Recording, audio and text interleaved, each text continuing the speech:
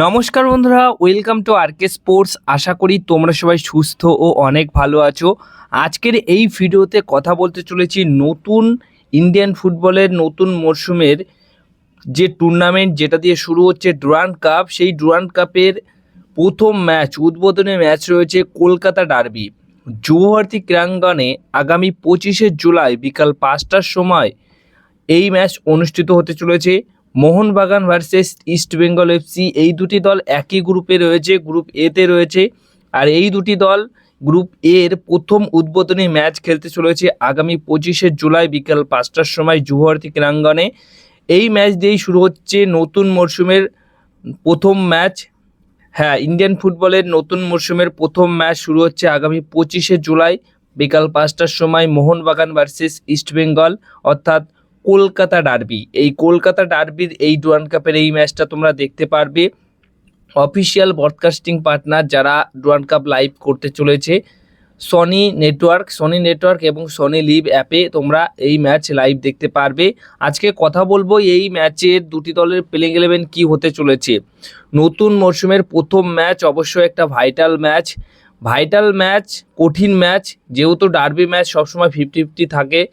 Prediction করা খুবই একটা অন্যরকম টাফ ব্যাপার। এবং প্রথম ম্যাচ মানে এই ম্যাচটা ভীষণ চাপের ম্যাচ হতে চলেছে। সিজনের প্রথম ম্যাচ, নতুন কিছু প্লেয়ার দুটি দলে এসছে, তাদের মধ্যে তাল মেলানোর একটা ব্যাপার আছে, বোঝাপড়ার ব্যাপার আছে। তারপর আবার বড় ম্যাচ, সব নতুন প্লেয়াররা এসেই যে এই বড় ম্যাচে ভালো খেলে দিতে পারবে এমনটা হয় না। তো সব মিলিয়ে একটা কঠিন ম্যাচ দুটি দলের জন্য, এবং দুটি দলের কোচও পরিবর্তন হয়েছে, দুটি দলের কোচের সিস্টেম আলাদা। সব মিলিয়ে এই ম্যাচে কিন্তু একটা অন্যরকম রেজাল্ট হতে পারে, ম্যাচটা ড্র হতে পারে, জিততে পারে, যা কিছু হয়ে যাবে এই ম্যাচে। তো সেই ক্ষেত্রে এই ম্যাচে দুটি দলের প্লেইং 11 নিয়ে যদি কথা বলি, শুরুতেই ইস্ট বেঙ্গল এফসি দলের কথা বলি। ইস্ট বেঙ্গল এফসি দলের দুটো বিদেশি ফুটবলার এই ম্যাচে খেলার সম্ভাবনা রয়েছে। দুটো প্লেয়ারই কিন্তু কলকাতাতে চলে এসছে, বাদবাকি অন্যান্য প্লেয়াররা আস্তে আস্তে ঢুকবে বিদেশিদের ক্ষেত্রে। 4-2-3-1 ফরমেশনে নতুন কিছু ফুটবলার নিয়ে এবং পুরনো কিছু ফুটবলার নিয়ে যাদের স্কোয়াড রয়েছে, সেই স্কোয়াডে প্রফসুকান সিং গিল এই প্লেইং 11-এ গোলকিপার পজিশনে খেলবে। আনোয়ার আলী এবং লালচুং নোঙ্গা এই দুইজন সেন্টার ব্যাক পজিশনে থাকবেন। নতুন সাইনিং হয়েছে বরিশ সিং, সেই বরিশ সিং কিন্তু রাইট ব্যাক পজিশনে থাকবে এবং জয় গুপ্তা থাকবে লেফট ব্যাক পজিশনে। এই হচ্ছে 4 ডিফেন্স।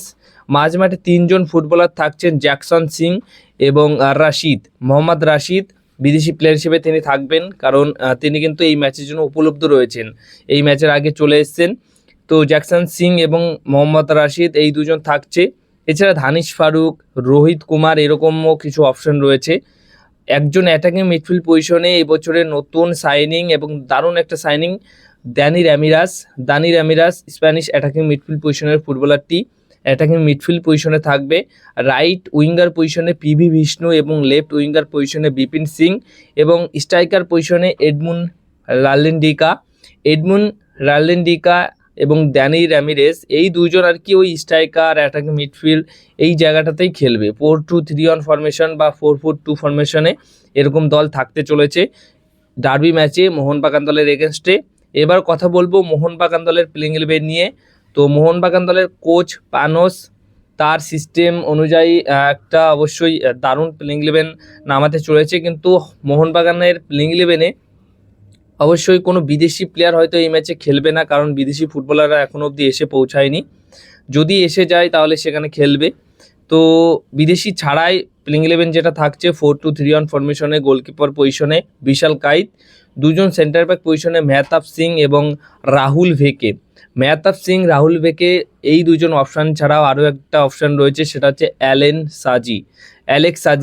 তো অ্যালেক্স সাজি এই একটা ভালো অপশান রয়েছে, কিন্তু মেহতাব এবং রাহুল এই দুজন যেহেতু অনেক আগেই প্র্যাকটিসে জয়েন করেছে, তো তাদের মধ্যে হয়তো তাদেরকেই প্রথমে খেলাবে এবং এই দুজনের মধ্যে একজন তো খেলবে, সেখানে আর একটা পরিবর্তন হতে পারে, সেই পরিবর্তনটা অ্যালেক্স সাজিতে আসতে পারে।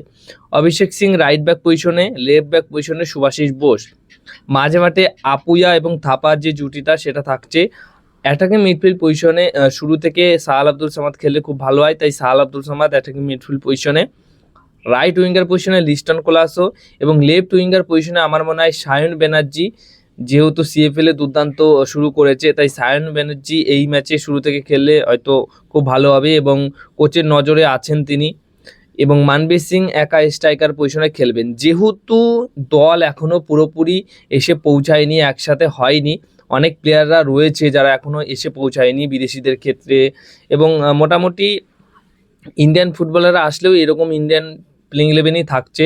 মানবীর সিং স্ট্রাইকার পজিশনে না খেললে হবে না, সে রাইট উইঙ্গার পজিশনে খেললে, লিস্টন লেফট উইঙ্গারে খেললে, তাহলে স্ট্রাইকার পজিশনে খেলবে কে? এটাই একটা বড় প্রশ্ন। তাই মানবীর সিংকে স্ট্রাইকার পজিশনে খেলানো হলে ভালো হয়। এবার দেখা যাক 4-2-3-1 ফরমেশনে এরকমই একটা প্লেইং ইলেভেন ইস্টবেঙ্গল এফসি দলের এগেনস্টে মোহনবাগান দল ডার্বি ম্যাচে নামাতে চলেছে। ডুরান্ড কাপের প্রথম ম্যাচ, খুবই হাই ভোল্টেজ একটা ম্যাচ হতে চলেছে, দারুণ উপভোগ করব আমরা দুই দলের সমর্থকরা। তো এই ম্যাচে কোন দল জিতবে, স্কোর কী হতে পারে, সেটা অবশ্যই কমেন্ট বক্সে জানিও। প্রথমেই বলে দিই, মরশুমের প্রথম ম্যাচ, দুটি দলের কাছে কিন্তু একটা কঠিন ম্যাচ, তো প্রেডিকশন করাটাও খুব একটা টাফ হবে সমর্থকদের জন্য। যাই হোক, 50-50 আমার প্রেডিকশন, তোমরা অবশ্যই সেই প্রেডিকশনটা করে দিও যে এই ম্যাচ কোন দল জিতবে, স্কোর কী হতে পারে।